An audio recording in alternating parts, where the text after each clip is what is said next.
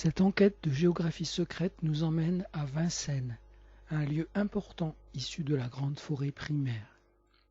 Un mystère, révélé par la géographie, nous accompagnera dans la seconde partie. Bonjour et bienvenue, prenez le temps de vous installer, ça va démarrer.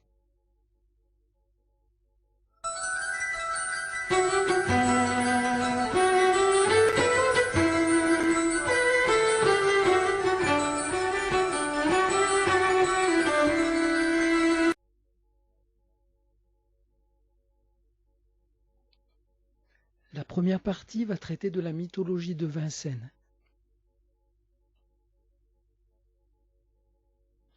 À l'origine, Vilsena en gaulois, Vidou Sena, bois sacré. C'est un lambeau de la grande forêt mésolithique, dont il restait des morceaux importants au temps des Gaulois, la forêt d'Ardennes, Arduina silva, la forêt des Vosges, Vosegus silva, la forêt noire et la forêt hercynienne en Europe centrale. Si on remonte au temps mythique compté dans les légendes, ces lambeaux de forêt étaient beaucoup plus importants. La forêt d'Ardennes allait jusqu'en Aquitaine, la forêt hercynienne couvrait l'essentiel de l'Europe centrale. Également, on avait un certain nombre d'autres forêts légendaires sous la Manche.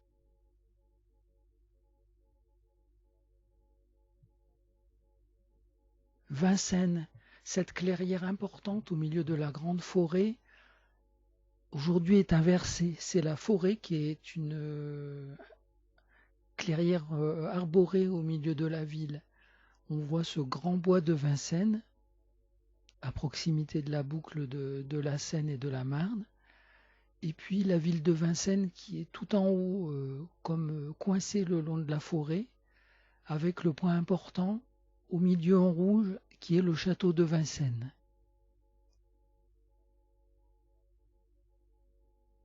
La forêt donc c'est notre milieu d'origine. Il est vrai que en tant que grand singe, notre milieu c'était la forêt. Puis on a perdu ce contact en se spécialisant pour adopter la station debout sur les hauts plateaux africains. La forêt nous a rattrapés lors du réchauffement climatique du Mésolithique, remontant en Europe jusqu'à la Laponie. Ce n'est que récemment que les peuples agriculteurs du croissant fertile, de proche en proche, nous ont appris le déboisement. Ont-ils bien fait? Toujours est-il que, coupés du contact avec la nature, à court de médecine quotidienne par la croissance des déserts médicaux, nous retrouvons le besoin d'y revenir. Qu'est-ce qu'un bois sacré?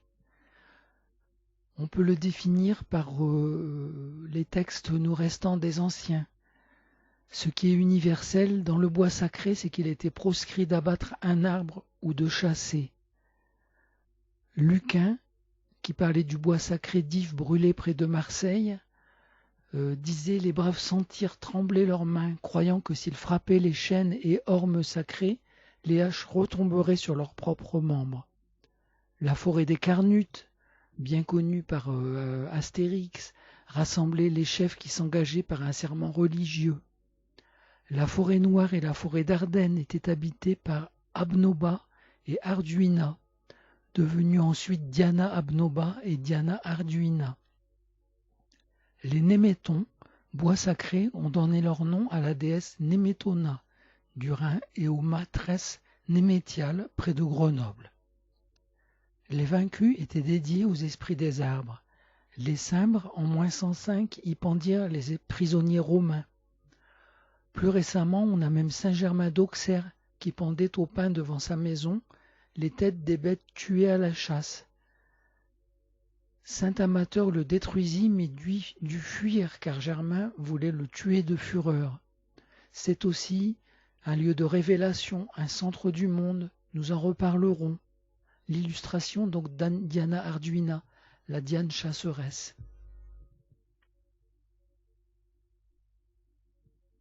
À l'origine, c'était une sortie mythologique en réel qui était prévue, avec un parcours important, avec une marche assez conséquente, où on se donnait rendez-vous en bas à droite du plan, à la sortie du RER, donner rendez-vous à 10 heures devant l'arboretum, qui permettait d'observer un certain nombre d'essences intéressantes du point de vue mythologique. Puis à partir de 11 heures, il y aurait eu le parcours en bleu, où on passe par le lac de Gravelle, on passe par un certain nombre d'arbres intéressants, par également des lieux où on aurait pu raconter un certain nombre de légendes liées aux animaux fantastiques. Le dragon, le cyclope, etc. Jusqu'à la pyramide, c'est le rond rouge qui est au milieu de l'écran, la pyramide où était dans le passé le chêne de Saint-Louis. Puis on se serait dirigé vers l'esplanade Saint-Louis et vers le château où on aurait eu une visite l'après-midi. En particulier, quelques exemples d'arbres intéressants. L'arbre aux écus devant la deuxième cascade sur la gauche de la diapo 9. Des arbres tournants cosmiques. On voit nettement sur le tronc comment c'est un petit peu tourné à droite de la diapo 9. Il y a également une perspective très importante vers Montreuil. Vous voyez, tout en bas, peu après le lac de Gravelle, quand on commence à se diriger vers Vincennes, on a une grande haie forestière très parcourue. Et si on regarde au loin, on voit à peine Vincennes, mais on voit surtout au loin le haut plateau de Montreuil avec les grands immeubles. Alors ça a un sens. C'est que Vincennes, au temps de Saint-Louis, ça n'existait pas. C'était Montreuil, la grande ville.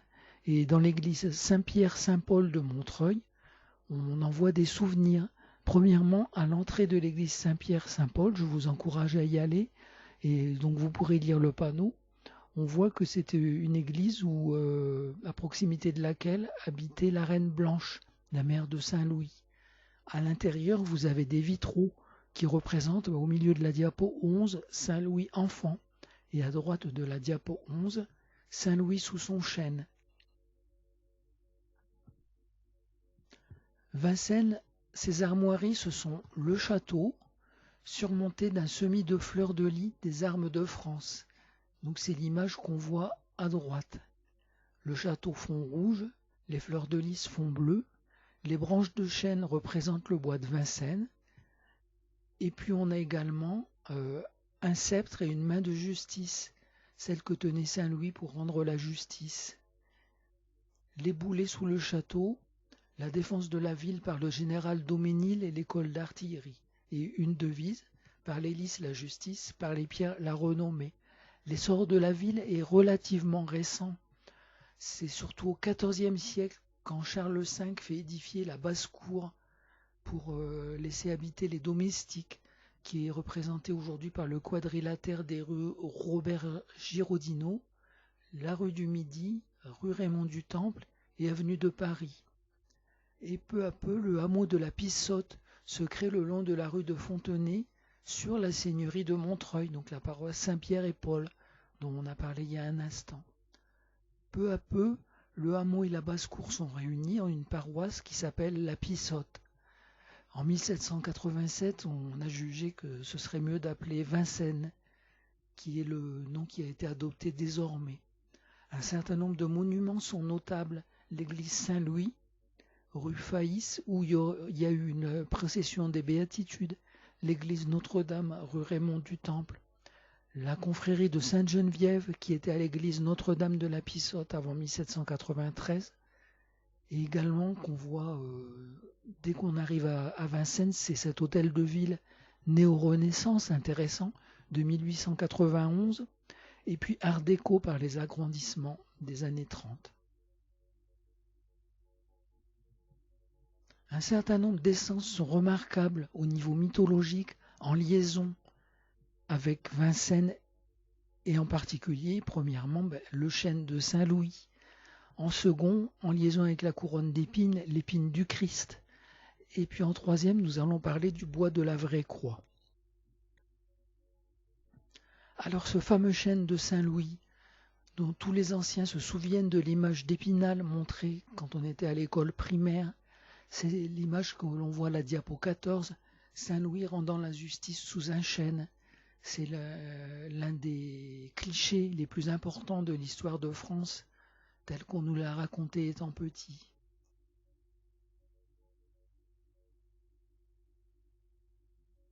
qu'est devenu ce chêne? Eh bien, il n'existe plus, il est devenu la pyramide. Dans le passé, il y avait donc ce chêne à cet endroit-là, et puis on a voulu matérialiser l'endroit et on a fait cette pyramide au centre du rond-point. Parfois, je vous montrerai des images comme ça issues de Google Street Map qui sont bien pratiques, puisqu'on se positionne à un endroit et on fait semblant d'avancer, comme si on était une voiture ou un piéton, en mettant le petit bonhomme jaune. Vous voyez, en bas à gauche de la grande image du haut, on voit un petit bonhomme jaune qui se déplace le long justement de la route de la pyramide.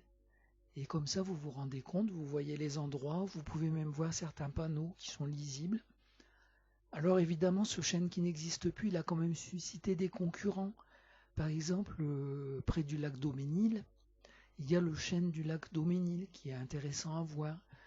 Près du square Carnot, donc en plein centre de Vincennes, il y a le chêne du square Carnot. Un certain nombre de chênes donc, qui restent et qui sont intéressants mais qui ne sont pas les chênes d'origine. L'exemple de beau chêne, là c'est en forêt de Compiègne, le chêne couteau-linque, qui fait 31 mètres de haut, 1,37 m de diamètre, dont l'âge est évalué à 400 ans. Donc vous voyez un chêne en pleine vigueur, qui n'a pas terminé ses 400 ans, ce n'est pas 800 ans. Au bout de 800 ans, il en existe encore, comme à Saint-Jean-au-Bois, également en forêt de Compiègne, mais ils sont plutôt fatigués. La mythologie du chêne est très riche. Dans les lettres celtiques, ça correspond à la lettre D d'Uir, qui signifie roi du monde d'en haut. C'est le milieu des 12 lettres BLN. C'est un donneur de force. Il balaie ce qui ne va pas. C'est une porte de l'espace-temps, une concrétisation. Il symbolise le cœur, le verbe, la prospérité, la virilité par ses glands, la générosité. En Grèce, c'était l'arbre de Zeus. Et également, à Dodone, il était dédié à Poséidon, où on interprétait le bruissement de ses feuilles pour décrire l'avenir, les présages, répondre à une question. La légende connue également de Philémon et Baucis, c'est en Phrygie, ces pauvres paysans étaient les seuls à accueillir 2 inconnus qui s'étaient présentés. En réalité, il s'agissait de Jupiter et de Mercure. En vengeance, ils ont englouti le village. Par contre, ils ont transformé la chaumière de Philémon et Baucis en temple. À leur mort, ils ont été transformés en chênes et en tilleuls sacrés. Rome a repris, bien sûr, a repris tout de la Grèce, comme la Grèce a repris beaucoup de l'Égypte. On se souvient de Romulus. Romulus et Rémus, donc les 2 personnes à l'origine de Rome. Romulus est descendant de Silvius. Donc Silvius qui symbolise la forêt. Romulus a édifié le temple à Jupiter sur le Capitole, près d'un chêne sacré, où il suspendait les trophées des victimes ennemies. Le temple de l'Aventin est dédié à Sylvanus. Plus récent encore et encore plus symbolique, le Vatican actuel est à l'emplacement d'un chêne vert plus vieux que Rome. Moderne, donc aujourd'hui on connaît les chênes à loupe. Vous voyez en haut à droite de la diapo 17 une excroissance vers le haut du tronc du chêne. C'est cela la loupe. Alors quand elle est haut comme ça, c'est l'endroit où, fatiguées, les sorcières peuvent venir s'asseoir dessus. C'est un bois très dur, donc il est renommé pour les couteaux, les meubles, ce qui fait que s'il est situé très bas, on voit malheureusement en bas à droite de la diapo 17 un vol de loupe, c'est-à-dire que quelqu'un est venu couper cette partie intéressante pour s'en servir. Au niveau des écorces, des bains d'écorce aux enfants qui poussaient mal, pour les brûlures, pour la gorge.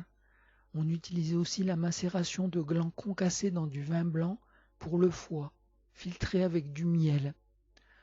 On connaît le quinquina qui est un mélange d'écorce de chêne, de camomille et de gentiane pour les états fiévreux et affaiblis, pour se requinquer. Les glands sont nutritifs et aphrodisiaques. Le chêne celtique. Son importance est en particulier liée aux esprits des chênes. Il a renfermé les dieucas, esprits tutélaires des tribus. Les Véliokas, les Baiokas, les Vadikas étaient des populations celtiques qui avaient le chêne comme esprit tutélaire. Le chêne de Saint-Jean-au-Bois, dans le sud de la forêt de Compiègne, datant de Saint-Louis, a probablement succédé au chêne tutélaire des Vadikas du Valois. Les âmes en pénitence dans un arbre ou une branche. Par exemple, un homme entendit son voisin lui demander de couper la branche pour le libérer. Quand vous voyez une branche tordue, une écorce boursouflée, c'est que des hommes punis y sont enfermés. Dans la forêt de Saint-Sévère, dans le Calvados, le grand chêne était arrosé du sang des sacrifices par Corbécénus, le roi du Bessin. Saint-Sévère l'a remplacé par la chapelle Saint-Martin. Loire-Atlantique, Saint-Jean-de-Boiseau, on a interprété le bruissement des chênes de la chapelle Saint-Bethléem. Un des critères pour les humains, c'était d'essayer de durer autant que le chêne. En Écosse, à Erroll, le clan des Hay était réputé durer autant que l'énorme chêne sur lequel il prélevait un rameau de gui, protecteur lors des batailles. Ce rameau était coupé la veille de la Toussaint avec un couteau neuf. Un rameau était mis dans les berceaux pour que les enfants ne soient pas chargés par les fées. À Is, dans le Finistère, un chêne géant constituait l'assise de la ville. Peu connu dans la légende, c'est son abattage qui causa la destruction de la ville. Le gui. Dans Astérix, le druide qui a monté dans l'arbre, coupant le gui avec une serpe d'or et le laissant tomber dans un linge blanc sans qu'il touche le sol, a rendu cela populaire. Des offrandes et des victimes étaient données à la divinité du chêne en compensation. De même lors des élagages. Le gui et toute plante venant sur le rouvre étaient considérés envoyés du ciel. Et le chêne a continué en tant que chêne chrétien, surtout avec les Notre-Dame du Chêne, avec souvent à proximité ou à la place des chapelles du Chêne. Dans la Somme, à Dury, on a trouvé une statuette recouverte par la végétation. On a essayé de la déplacer, elle est revenue au chêne. On a dû édifier une chapelle sur place, qui a donné lieu à des miracles, des processions. Des éclats de bois provenant de l'arbre portaient bonheur aux maisons. À Grivennes, toujours dans la Somme, un chêne portait une statuette vénérée par des religieuses venant en procession et par des fiancés qui fixaient des bouquets. En 1859, la statue fut brisée par un bûcheron qui, peu après, eut la tête cassée en déchargeant du bois. En Seine-et-Marne, à Crouy-sur-Ourcq, il y a Notre-Dame du Chêne. Un bûcheron mit au jour, sur l'écorce d'un superbe chêne, une belle statuette de la Vierge, sculptée par un berger au cœur pur et pieux. Une hutte puis une chapelle la protégèrent. À Pringy, Notre-Dame en Vierge noire fut trouvée miraculeusement dans un chêne. C'est un sanctuaire à répit, c'est-à-dire qui permet de baptiser un instant les enfants qui sont morts avant d'être baptisés. À Égligny, le saignement du chêne de Notre-Dame de Preuilly, quand tu voulus l'abattre en 1793, est significatif de l'interdit. Il y a eu une statuette découverte. Le bouquet du pèlerinage était composé d'une feuille de chêne enveloppant des brins de bruyère.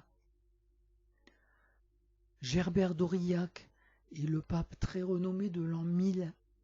Il a été instruit par une dame, Méridiana, qui nous fait penser à la Diane de Midi, la Dame de Midi, une fée du temps, rencontrée dans un bois près de Reims. Elle l'a instruit chaque nuit et l'a conduit jusqu'à la papauté sous le nom de Sylvestre II. Craignant que le diable ne vienne le prendre à sa mort, il demanda à ses cardinaux de découper son corps et de disperser ses morceaux dans Rome. Sainte Brigitte de Kildare, en Irlande, officiait sous un chêne. Préservé longtemps, un hêtre l'a remplacé. On a toujours des clous, des épingles, des boutons, des médailles sur cet arbre qui est une sorte d'arbre alloc, comme on en voit beaucoup encore dans le nord de la France, en Belgique et en Normandie. Saint Colomba a construit son ermitage sous un chêne à Kels. Il devint miraculeux après sa mort. On ne pouvait en prendre un morceau. Un homme ayant pris un morceau d'écorce pour tanner ses souliers se trouva couvert de lèpre. Le moment très important dans la vie de Saint Louis et de la constitution de Vincennes, c'est quand Saint Louis reçoit la couronne d'épines. On voit ce très beau tableau de Raphaël Tegeo Diaz, un peintre néoclassique du XIXe siècle, où Saint Louis, en costume de roi, couronné avec sa grande cape bleue avec les fleurs de lys, se penche pour recevoir la couronne d'épines.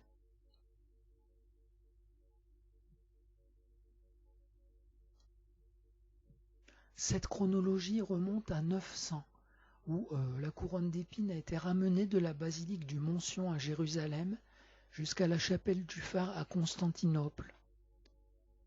Et en 1238, Constantinople était commandée par Baudouin II de Flandre, l'empereur latin de Constantinople.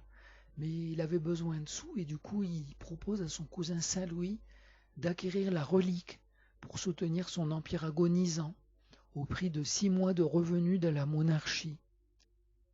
Ce qui est dit est fait. Louis IX, ok, il va payer, et le 11 août 1239, il a fait venir la couronne d'épines jusqu'à Villeneuve-l'Archevêque, où il a décidé de venir l'accueillir. Et lui-même, Saint Louis et son frère Robert d'Artois la rapportent à pied, pieds nus et en chemise, de Villeneuve-l'Archevêque qu'on voit donc en bas de la diapo 21, avec le petit logo rouge, et la grande flèche noire montre qu'ils sont venus à pied jusqu'à Paris, environ 120 km de marche. Le 19 août 1239, ils sont à Vincennes. Le 22 août, ils arrivent à Paris, où ils se présentent à Notre-Dame. Et puis, ils vont déposer la couronne à la chapelle Saint-Nicolas, au palais de la Cité, pour qu'elle soit vraiment en sécurité. La Sainte-Chapelle va être construite, mais le temps de la construction, donc le 3 octobre 1239, on va la déposer à Saint-Denis, pour qu'elle puisse être vue et contemplée. Une épine sera donnée à la chapelle Saint-Martin de Vincennes, ainsi qu'un fragment de la vraie croix. Quelle est la mythologie de l'épine? Elle a également une lettre celtique. L'épine, l'aubépine, c'est la lettre H, uat. Elle signifie protectrice, miraculeuse. Les buissons d'épines servaient de clôture au bois sacré. Une épine vit plusieurs centaines d'années. Elle est dédiée à Diane, puis arbre de la Vierge qu'elle garda de l'orage quand la Sainte Famille fuyait. Les Notre-Dame de l'Épine ont pris la suite. L'arbre Notre-Dame prévient, punit, récompense. Une nuit de Samhain, un Irlandais, convié à jouer à la balle avec des fées, reçoit une épine à enfoncer dans la pustule de la tête de sa fille, qui retrouve la vue. À Bourré-sur-Canche, dans le Pas-de-Calais, des bergers découvrirent une madone dans un buisson d'épines. Ils l'emportèrent, la statue revint à sa place. Une chapelle fut élevée à son intention à cet endroit et devint un but de pèlerinage. Ces fleurs blanches abritent des fées. Renouveau du printemps, harmonie, chant, rythme, cycle. Glastonbury, c'est là où Joseph d'Arimathie plantant son bâton. Eh bien, le bâton prit racine, devenant une aubépine miraculeuse. L'épine chasse le mauvais sort, les esprits, la maladie. C'est une énergie d'alignement. Elle concentre quand on se sent tiraillé vers différentes directions par la vie agitée. On peut y faire un dépôt pour passer une maladie, comme sur les arbres à loques. À mesure que l'herbe sèche, le mal part. Les fleurs et fruits donnent un cœur de fer. Accrocher un rameau au-dessus de la porte d'entrée. Sa fleur écarte la foudre. On peut mettre un bouquet dans la chambre d'un malade, cela porte chance. Celle qui fleurit hors saison est hautement bénéfique. On peut utiliser des bourgeons en infusion pour la gorge. À Buisson-Saint-Éloi, lieu-dit de Vauvillers dans la Somme, les chevaux atteints de coliques étaient guéris quand ils avaient tourné 3 fois autour d'une grosse épine, en priant saint Éloi, patron des maréchaux et protecteur des chevaux. L'aubépine du cimetière des Saints-Innocents à Paris fut plantée après la Saint-Barthélemy devant l'image de la Vierge, et tant qu'elle refleurit, c'est le signe que le royaume va se reprendre, aussi longtemps que la Vierge y serait honorée. Les bois de la croix. Donc c'est quelque chose de très important également dans la symbolique traditionnelle.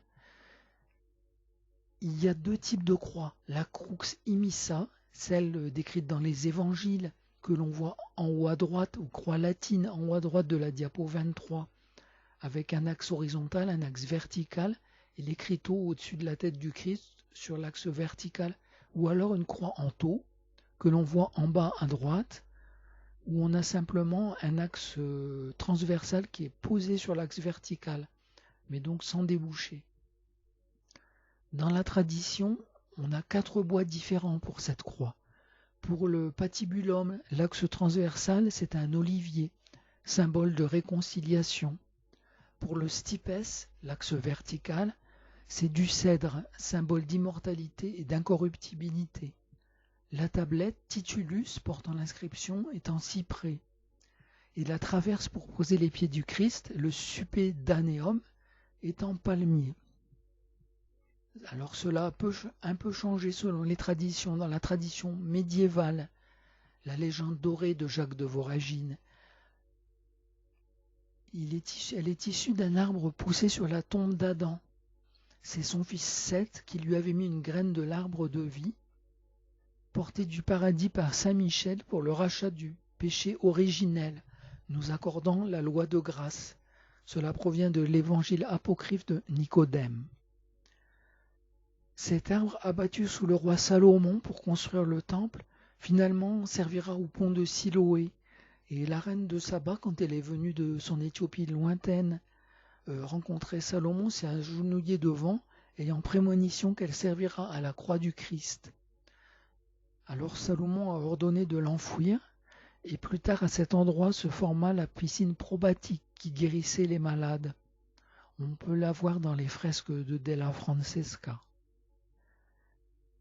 Cet endroit a été redécouvert par l'impératrice Hélène, la mère de Constantin. Et donc, de la croix du Christ jetée dans un fossé près d'un rempart de Jérusalem, à quelques mètres du Golgotha, on a pu prendre donc ces morceaux de croix et en créer des fragments, l'emmener ensuite à Jérusalem, puis à Constantinople.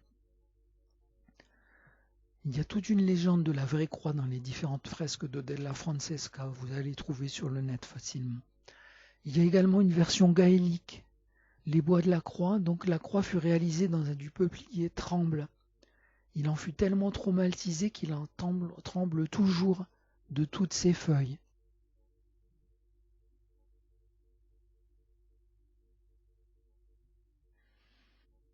Alors, y aurait-il des animaux fantastiques dans la forêt de Vincennes? Oui, évidemment, les chevaux, puisque bien sûr l'hippodrome, où a lieu le Grand Prix d'Amérique, est mondialement connu, ce qui nous amène au mythe des chevaux. La dame jument a remplacé la dame oiseau, dame serpente, emmenant les âmes des morts vers l'autre monde, à l'arrivée des Indo-Européens cavaliers. Les îles britanniques voient la jument venir sur la crête des vagues. Les îles figures, gravées à flanc de colline, en gardent de nombreux souvenirs. On voit donc à droite de la diapo 24 le cheval de Westbury, qui est un très beau cheval gravé, et chaque année, à l'anniversaire donné de la colline, les gens viennent graver pour que ça reste blanc, que les mauvaises herbes ne viennent pas un peu abîmer le gravé. De notre côté de la Manche, son échine s'allonge tant qu'elle rencontre des passants pour la chevaucher, puis elle se précipite à l'eau pour les engloutir. En domaine picard, on dit schvoblin, c'est le gobelin, être semi-aquatique. En Boulonnais, la blanque jument a donné son nom au Blanc-Mont, jadis battu par les flots. Elle est sur un chapiteau de l'église romane de Lehoix. Elle reste dans les toponymes en mare, mort. En anglais, mare, c'est la jument. L'abbatiale de Maurienneval dans l'Oise dispose d'un petit cheval sur un chapiteau. À Morville-et-Saint-Saturnin dans la Somme, on a eu la fête des étalonniers, professionnels des chevaux de reproduction, les étalons. Ils venaient en pèlerinage avant la tournée des fermes en février. Les cavaliers rentraient avec leur cheval dans l'église. Dans une vallée conduisant à l'ouest à un pèlerinage à Sainte-Anne, Morsain côtoie Épagny et Vézaponin, Guédépona, qui nous fait penser à Épona, la grande jument, invoquée pour la guerre et la fécondité, protectrice de l'espèce chevaline. Les légendes gaéliques décrivent Rhiannon, la grande reine, fille du vieil été, au cheval blanc, manteau sombre semé d'étoiles, chevauchant les vagues. Ça nous fait penser au manteau des rois, au manteau de la Vierge, au drapeau de l'Europe actuelle, bleu avec ses 12 étoiles. Le cheval Bayard prit le relais. Parfois, il se jette dans le vide, d'où de nombreux pas Bayard. À la fin de la saison claire, le cheval, animal solaire, plongeant, commémorait le soleil déclinant. Sa survie annonçait la prochaine victoire sur la saison sombre et la renaissance des morts à une autre vie. Alors donc du cheval, le chevaublin nous fait penser à cette bête au dos long qui est l'ancien cheval de Westbury au milieu à droite de la diapo 24. Vous voyez, avec le dos bien plus long, une queue bizarre, c'est déjà plus vraiment un cheval. Et sur une autre colline, une autre île figure représente le dragon de bœuf, donc d'une armée anglaise, ce qui peut nous faire penser que non, ce n'était pas un cheval à l'origine, mais un dragon. Donc ce serpent dragon des forêts, qui était également hautement mythologique. Et donc le cheval lui-même, il n'était amené que par les Indo-Européens cavaliers vers moins 1600 sur le continent, moins 1200 seulement dans le sud de l'Angleterre. Château, Sainte-Chapelle, donjon-prison, ce sont les endroits historiques remarquables de Vincennes. Je vous signale l'entrée gratuite le premier dimanche de novembre à mars. Ce fut le plus grand château d'Europe au XIVe siècle, et le donjon est toujours le plus grand donjon d'Europe. En 1150, ce n'était qu'un petit pavillon de chasse de Louis VII en forêt de Ville-Sénat. En 1180, Philippe Auguste en a fait une résidence royale de villégiature, et en 1239, Saint-Louis partit de là pour accueillir la couronne d'épines. En 1337, Philippe VI de Valois fortifie le site, avec un donjon à l'ouest du manoir. Charles V naît ici, il en fait sa résidence, ajoute l'enceinte monumentale et débute la Sainte-Chapelle. En 1470, Louis XI quitte le donjon pour un pavillon à l'angle sud-ouest et poursuit la Sainte-Chapelle. En 1552, Henri II achève les travaux de la Sainte-Chapelle et y transfère l'ordre de Saint-Michel. François d'Alençon et le roi de Navarre deviennent les premiers hôtes forcés célèbres de cette future grande prison connue. Louis XIII y passe une partie de sa jeunesse. Le château est sa troisième résidence royale. 1658-1661, Louis XIV ajoute les ailes du roi et de la reine-mère. Mazarin y décède en 1661. 1670, Louis XIV s'installe à Versailles. Le donjon est aménagé pour les prisonniers de haute naissance, comme le cardinal de Retz ou Nicolas Fouquet. Il n'y a pas qu'une Sainte-Chapelle, mais on en connaît 10 autres sur le modèle de celle de Paris, construites du XIIIe au XVIe siècle. Elles ont forcément été fondées par Saint Louis ou un descendant, et au moins une relique détachée de la vraie croix ou de la sainte couronne d'épines doit y trouver sa place. 7 Sainte-Chapelles subsistent: Paris, Aigues-Perces, Champigny-sur-Vaude, Châteaudun, Riom, Vic-le-Comte et Vincennes, donc tout en France. Bourbon-l'Archambault, Bourges, Guédemony et Viviers-en-Brie sont disparus ou en ruine.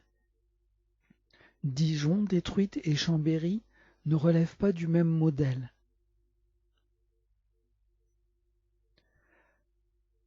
La seconde partie va nous faire explorer le Grand Décumanus de France. Au départ, avec l'idée du trajet de Villeneuve-l'Archevêque à Paris, fait à pied par Saint-Louis, mais on va voir que ça dépasse de loin ce trajet initiatique finalement. De Villeneuve-l'Archevêque à Paris, donc Saint-Louis a accueilli la couronne d'épines le 11 août 1239. Avec son frère Robert d'Artois, il la rapporte à pied, pieds nus et en chemise. Ils atteignent Vincennes le 19 août 1239. Le 22, ils arrivent à Paris, à Notre-Dame, dont on voit l'image à droite de la diapo 27. On découvre Saint-Louis arrivant à Notre-Dame, portant le reliquaire. Puis, ça ira à la chapelle Saint-Nicolas, à son palais de la Cité. On remarque sur la carte en bas de la diapo 27 donc cet axe important qui part de Villeneuve-l'Archevêque, en bas à droite du plan avec le petit sigle rouge, et on va jusqu'à Paris en passant par Vincennes. Si on a la curiosité de prolonger ce trait, eh bien on se rend compte que vers l'est, ça part de Jérusalem, c'est-à-dire que c'est la même ligne droite qui passe par Jérusalem, Villeneuve-l'Archevêque, Vincennes et puis plus loin Paris.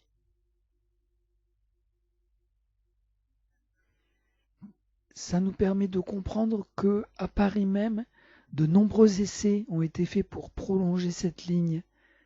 De proche en proche, on est allé de siècle en siècle jusqu'à obtenir une plus exacte possible. Au départ, donc la ligne Vincennes jusqu'à Saint-Germain-des-Prés, contemporaine de Saint-Louis, n'est pas tout à fait dans l'axe puisque elle correspond à la date du 25 août pour le coucher du soleil à l'ouest. Peu à peu, on a progressé. Dans l'axe du château et des jardins de Versailles, on a réussi à arriver au 15 août. Donc toutes ces dates, ce sont des dates royales. Peu à peu, on a continué de l'hôtel de ville au Louvre le 6 août, et puis Champs-Élysées-La Défense le 4 août, qui correspond davantage à l'axe de la Seine, matérialisé en bleu. Alors qu'est-ce qu'un décumanus? Un décumanus, c'est un axe est-ouest qui a été en particulier popularisé par les implantations romaines. Toutes les villes avaient leur décumanus, est-ouest, et leur cardo, sud-nord. Et à l'origine, ça ne vient pas des villes, mais des camps romains, puisque l'image exemple d'un camp romain qu'on voit sur la diapo 30 montre pourquoi ça s'appelle un décumanus. C'est parce que l'axe est-ouest partait de la porte prétorienne à l'est pour relier la porte d'Écumane à l'ouest, parce que à l'ouest était dans les camps la 10e unité militaire. Donc Décumane 10, c'est pour ça qu'on appelle ça le décumanus. Mais les Romains, s'ils ont popularisé ce concept, n'en sont pas à l'origine, puisqu'on connaît peu auparavant le rite étrusque de fondation des villes. Le jour de l'implantation, le gnomon, c'est-à-dire que cette barre de géomètre, était plantée au centre de la ville prévue, ou même de l'église, de l'établissement religieux. Le soleil levant était visé, ce qui permettait de tracer le décumanus avec la visée de soleil levant prolongée par le gnomon.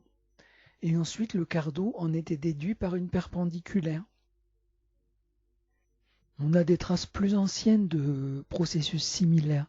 Par exemple, le rangement zodiacal des tribus d'Israël, qui étaient les 12 tribus d'Israël, qui étaient comme sur un zodiaque en rond, autour des Lévites qui étaient au centre, les gardiens de l'autel. On a également des traces de pratiques mésopotamiennes, voire néolithiques. Alors, à Paris, qu'est-ce qui est extrêmement intéressant, c'est cet axe de la Seine. Son cours royal est incliné de 26 degrés par rapport à l'horizontale. Et 26 degrés, ça correspond au nombre de l'éternel. Le tétragramme en 4 lettres hébraïques, Yod vaut 10, E vaut 5, Vav vaut 6, E vaut 5. c'est-à-dire que le total fait 26. Ça explique le nom du cours royal qui a réussi à être reproduit au final pour l'axe Tuileries-Défense. Nous allons le parcourir de façon plus détaillée au départ de Vincennes.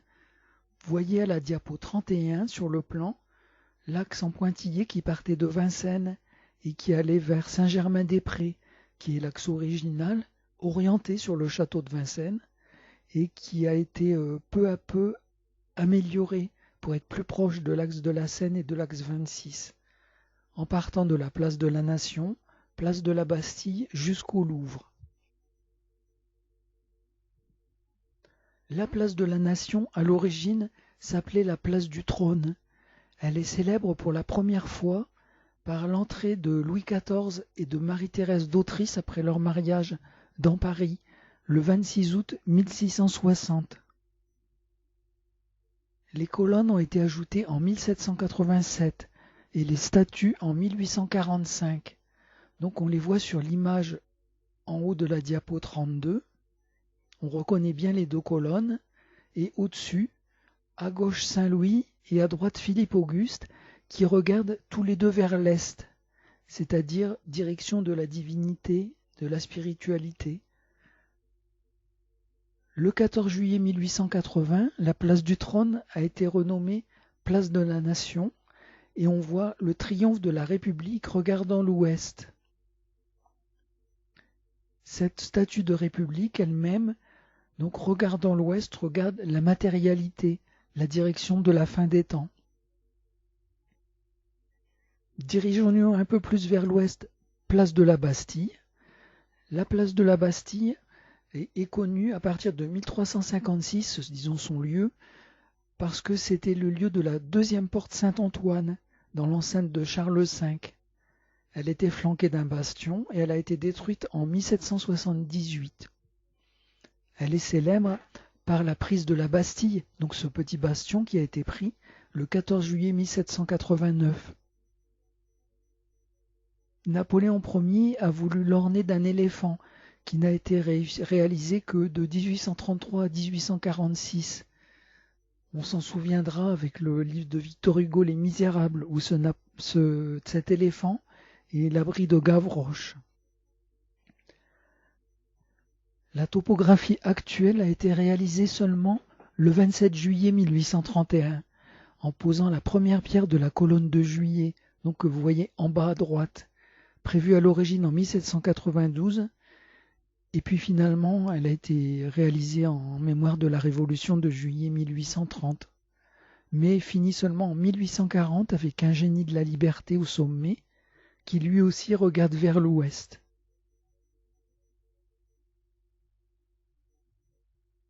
Au départ de la Bastille, on va continuer cet axe.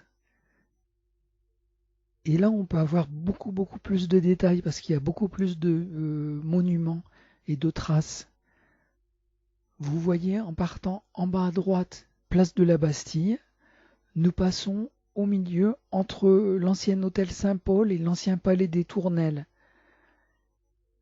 Près de l'hôtel Saint-Paul, il y avait cette ancienne église Saint-Paul qui a été détruite, et le palais des Tournelles, il en reste la place des Vosges. En continuant, on voit l'église Saint-Paul-Saint-Louis, donc on peut toujours voir le fronton le long de la rue Saint-Antoine, et donc cette église Saint-Paul-Saint-Louis, c'est une église Saint-Louis qui a repris le nom Saint-Paul-Saint-Louis en souvenir de l'église Saint-Paul détruite. L'axe d'origine continuait par la rue du Roi de Sicile, matérialisé sur le plan, par la rue de la Verrerie, par la rue des Lombards, et puis par la très longue rue Saint-Honoré. On s'en rend moins compte, parce que ce sont des rues assez étroites, et ensuite ça a été doublé par la rue de Rivoli, un petit peu à son sud. Vous voyez la rue de Rivoli juste un peu en dessous de la rue du Roi de Sicile, Verrerie, Lombard, qui elle est beaucoup plus large, et donc on voit beaucoup mieux. L'axe ensuite qui a été amélioré, c'est celui qui part de l'hôtel de ville, donc qui est en petit pointillé, qui passe par le square de la Tour Saint-Jacques, le Châtelet, l'église Saint-Germain d'Auxerrois et qui va jusqu'au Vieux Louvre. Sur la rue Saint-Antoine, on a beaucoup à dire. Premièrement, c'est sur une ancienne voie romaine. C'est également à l'endroit où la première porte Saint-Antoine, qui était sur l'enceinte de Philippe Auguste, démolie en 1382, à cet endroit-là, Charles V a construit de part et d'autre l'hôtel Saint-Paul et le palais des Tournelles. La chapelle Saint-Paul des Champs, très ancienne, 632, devenue église en 1125, a été démantelée récemment seulement à la Révolution, et l'église Saint-Louis, à proximité, qui existait déjà depuis 1641, a pris son double nom en 1803, s'appelant désormais Saint-Paul-Saint-Louis. À cet endroit exactement également, c'est là qu'a eu lieu le tournoi mortel de Henri II, le 30 juin 1559, dont on voit l'image affreuse lors du tournoi de cette lance qui transperce l'œil du roi, qu'on voit à droite avec son semis de fleurs de lys dorées sur fond bleu. Henri II, pour impressionner sa maîtresse Diane de Poitiers, il a voulu faire le duel de trop de la journée contre le duc de Montgomery, plus jeune et beaucoup plus frais, et malheureusement, un moment d'inattention, et puis la lance de Montgomery a transpercé accidentellement le aume et l'œil du roi. Il a mis 10 jours à décédant le 10 juillet. On s'en souvient beaucoup parce que 4 ans avant, Nostradamus, dans ses premières centuries, avait écrit un quatrain qui avait fait tout de suite penser.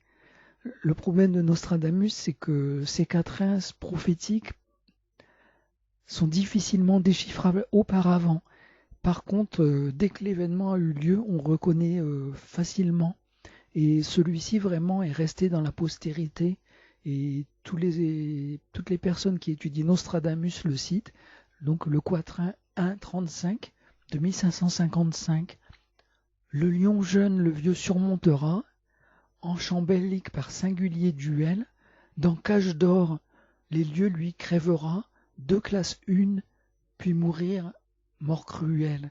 La cage d'or, donc c'est le homme, des yeux crevés, 2 yeux, puis un seul, puis il a mis 10 jours à mourir. Voilà la triste histoire qui permet de se souvenir de cet endroit.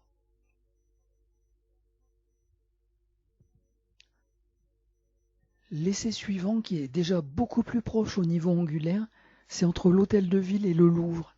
Et c'est vraiment un des endroits les plus connus de Paris. On voit l'Hôtel de Ville qui regarde lui l'ouest. L'Hôtel de Ville, donc la première trace intéressante, c'est la maison aux piliers acquise par Étienne Marcel en juillet 1357. L'Hôtel de Ville Renaissance, sa première pierre a été posée le 15 juillet 1533. Et en 1874, après la destruction par la Commune, on a construit dans un style néo-renaissance, rappelant l'ancien style. Également, vous avez la tour Saint-Jacques, qu'on peut voir sur la photo à droite de la diapo 35, qui est sur la droite vers le milieu de la photo. On la voit se dresser du square. Cette tour Saint-Jacques est ce qui reste de l'église Saint-Jacques de la Boucherie, qui était un départ pour le pèlerinage de Saint-Jacques de Compostelle dès le Xe siècle, la tour elle-même ne datant que de 1509. On voit également la place du Châtelet, qui date de 1802, en bas du deuxième trait rouge, entre les deux traits bleus. Donc cette place du Châtelet, pour ceux qui aiment bien la série Nicolas Le Floch, qui était le commissaire de la forteresse du Grand Châtelet, pourront se souvenir en passant là que il n'y a plus de forteresse du Grand Châtelet. C'est une très belle place qui a pris le lieu. Si on va un peu plus à l'ouest, on tombe sur l'église Saint-Germain d'Auxerrois, oratoire au lieu de rencontre de Saint-Germain et de Sainte-Geneviève en 440. C'était une des 4 anciennes églises qui marquaient les points cardinaux de Paris, avec Saint-Laurent pour l'est, Sainte-Geneviève pour le sud, Saint-Germain-des-Prés pour l'ouest. C'est vraiment la grande croisée de Paris entre le décumanus. Donc le décumanus, c'est la ligne rouge qui part de la rue Saint-Antoine, où vous voyez écrit Saint-Antoine et qui va vers l'ouest, Et un petit peu au sud, une autre rue qui marque un peu le doublement de ce décumanus. Donc les deux lignes rouges qui vont vers l'ouest et les deux lignes bleues qui vont vers le nord. Donc la rue Saint-Denis, qui est même encore un petit peu plus à l'ouest, ce serait une troisième ligne bleue. Et le boulevard de Sébastopol, percé seulement en 1854, mais c'est celui que tout le monde voit aujourd'hui, avec la rue de Rivoli. Et puis la rue Saint-Martin, qui est vraiment un cardo d'origine, donc qui est la ligne bleue, qui est située à droite.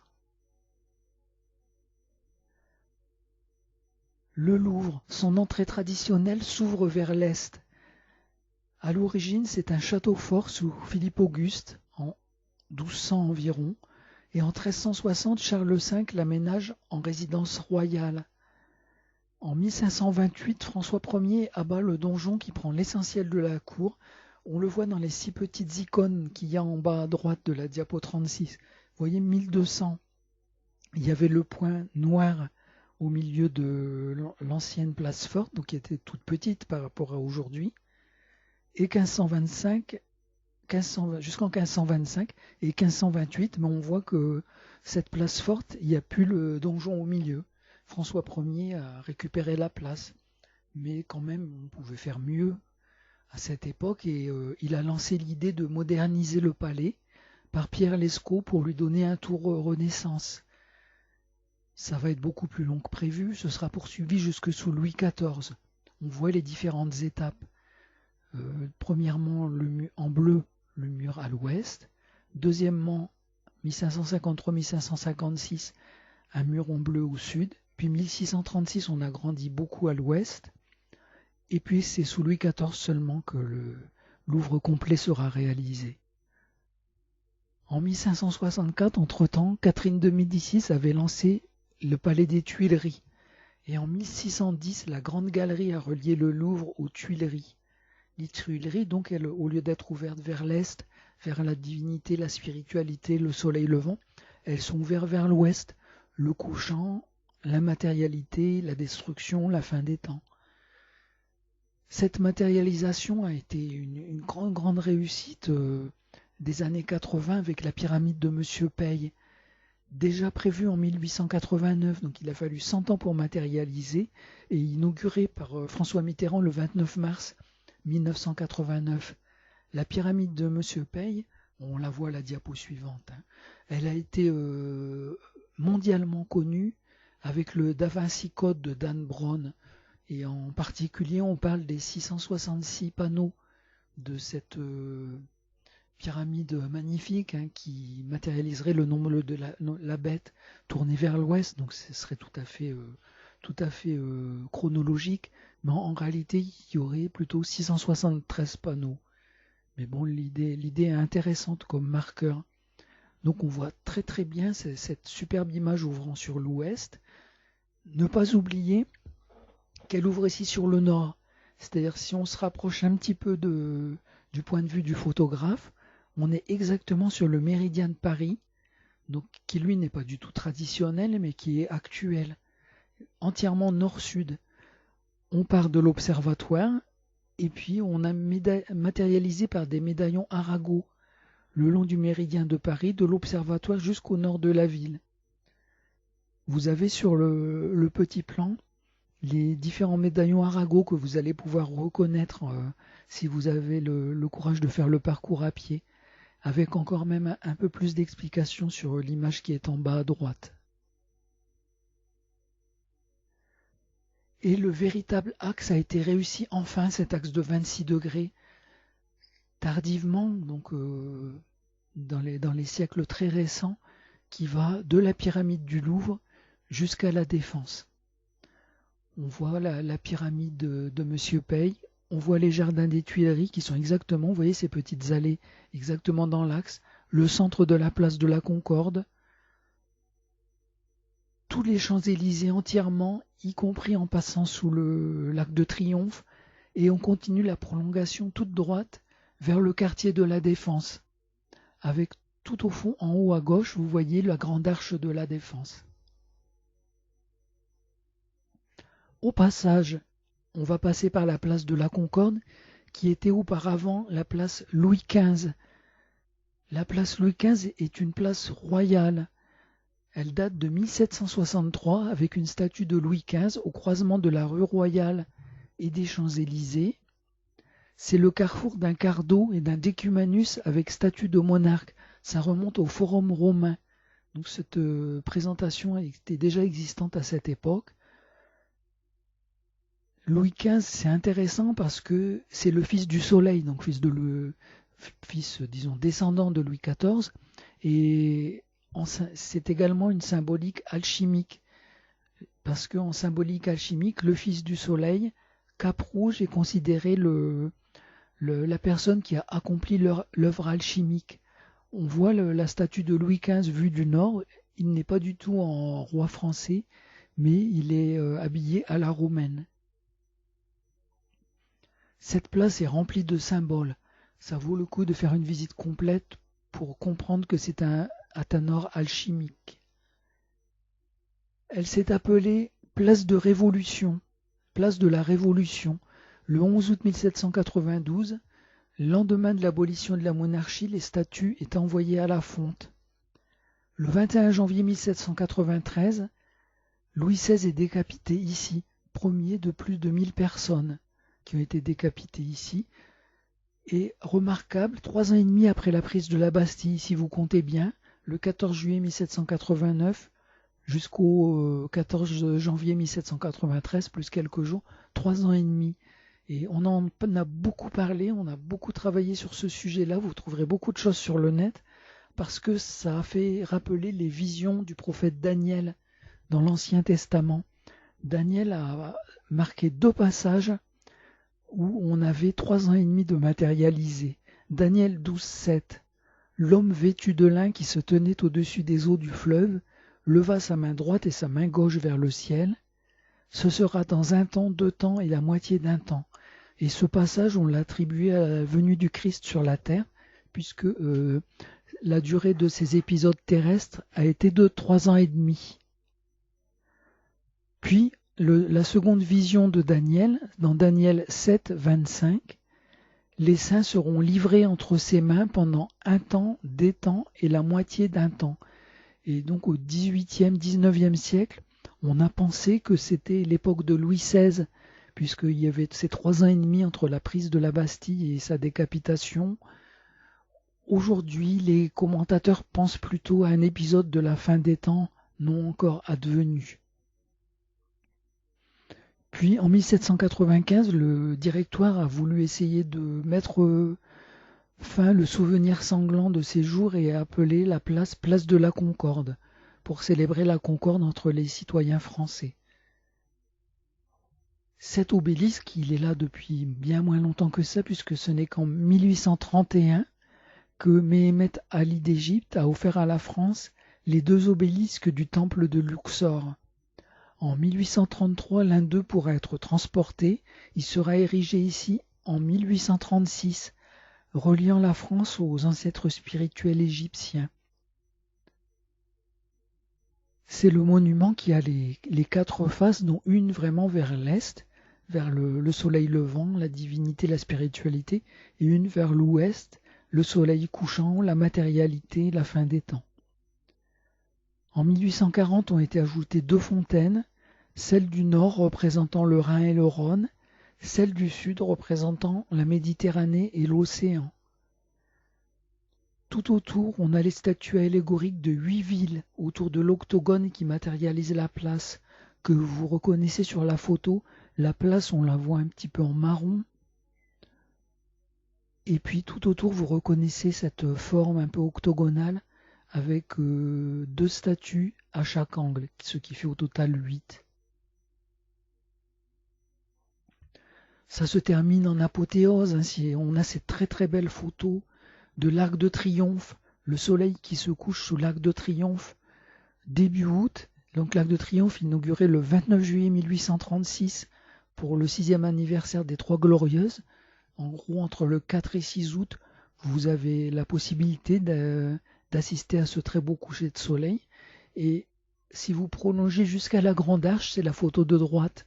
Vous êtes sur le pont de le pont qui mène entre Neuilly et la Défense. Hein. La Grande Arche inaugurée le 18 juillet 1989, où on voit encore le soleil couchant qui se couche début août. Donc je vais vous expliquer peut-être en un mot pourquoi ça n'est pas le 18 juillet ou le 29 juillet.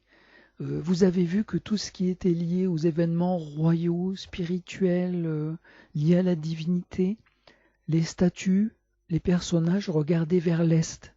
Et ça se passait plutôt vers le 15 août.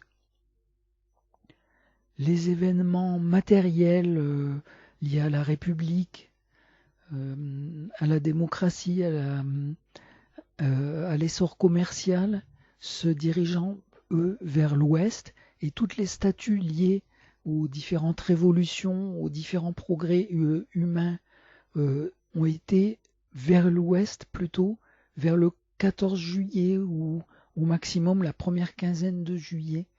Et ce qui est intéressant, c'est que cet axe d'Ecumanus, centré sur le 4 ou 6 août, eh bien, il est exactement au milieu.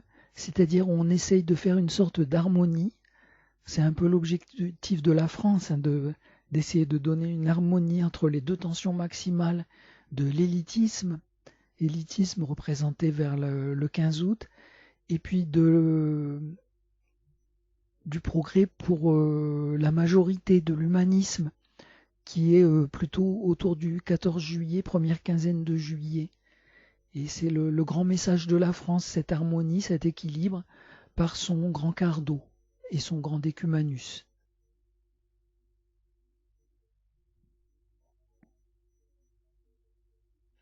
Alors, une petite surprise, c'est que, bien sûr, les curieux peuvent essayer de prolonger cet axe, et puis en réalité, il se continue, et il est beaucoup plus ancien qu'on ne penserait. Cet axe a continué par des voies anciennes, et quand on s'en est rendu compte, on a entrepris des grands travaux à Cergy. À Cergy, on a prolongé cet axe de Paris, qu'on appelle l'axe majeur, avec une immense série de 12 ouvrages, dont la tour Belvédère, l'esplanade de Paris, les colonnes, la passerelle. À Cergy, c'est un ancien lieu, Saint-Christophe. Saint-Christophe, c'est un saint du temps, dont la fête est le 25 juillet. C'est le jour où le soleil passe la Voie lactée, passe d'un côté à l'autre de la Voie lactée. Saint-Christophe était représenté porteur du Christ sur ses épaules, montrant également comme ça, c'est un passage.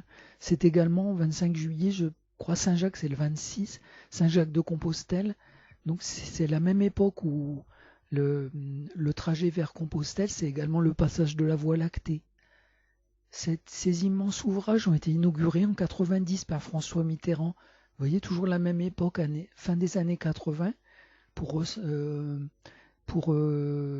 rappeler les 200 ans de la Révolution, mais ça a continué à être amélioré jusqu'en 2008, avec beaucoup de choses que je vous encourage à aller visiter. Ça va plus loin.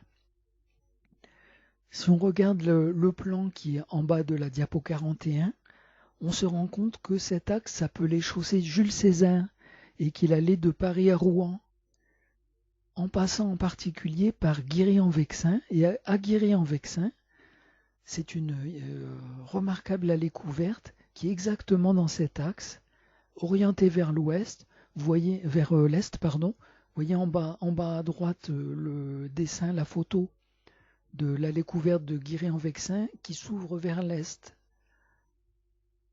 qui serait due à Gargantua. C'est le géant porteur de soleil qui va à différentes latitudes en France porter le soleil d'est en ouest.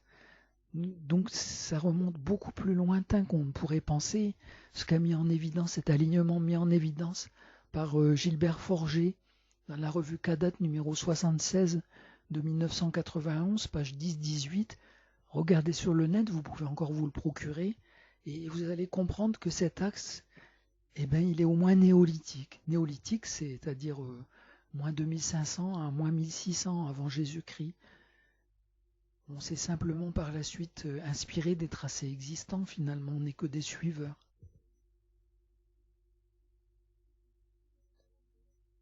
On va aller plus loin. Cet axe Jérusalem,